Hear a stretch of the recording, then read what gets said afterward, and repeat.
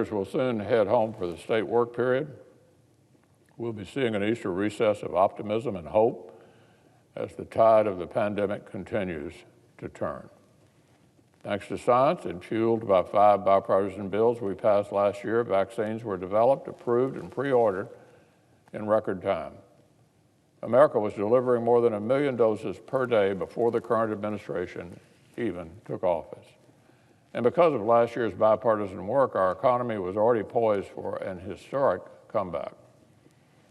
I'm also going to be talking with Kentuckians about their confusion and concern surrounding the multi-trillion-dollar partisan spending plan that Democrats just rushed through Congress recently.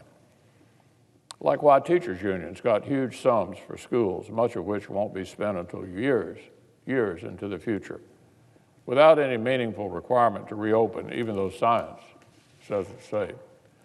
Concerns like why Kentucky and other states whose budgets have come through the crisis intact will actually be subsidizing massive bailouts to other states for mismanagement that predates the pandemic. And confusion and concern about the radical last-minute provision that tries to prevent states from implementing any policy that might be interpreted as a tax cut.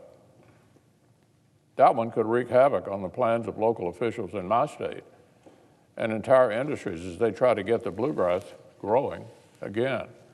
This provision has the potential to shoot down a state law designed to help the Commonwealth's small businesses deduct PPP expenses from their state taxes and unwind planned waivers of hikes on their unemployment taxes. Secretary Yellen was asked about this huge uncertainty in a hearing yesterday about how this will be defined or enforced. She essentially had no answers. So I'll be joining Kentuckians to celebrate what's gone well, thanks to our bipartisan work just last year, to hear their concerns about all the consequences of the Democrats' go-it-alone effort, and to hear what they think about the multi-million-dollar cousin of the Green New Deal that Democrats are reportedly planning for a sequel.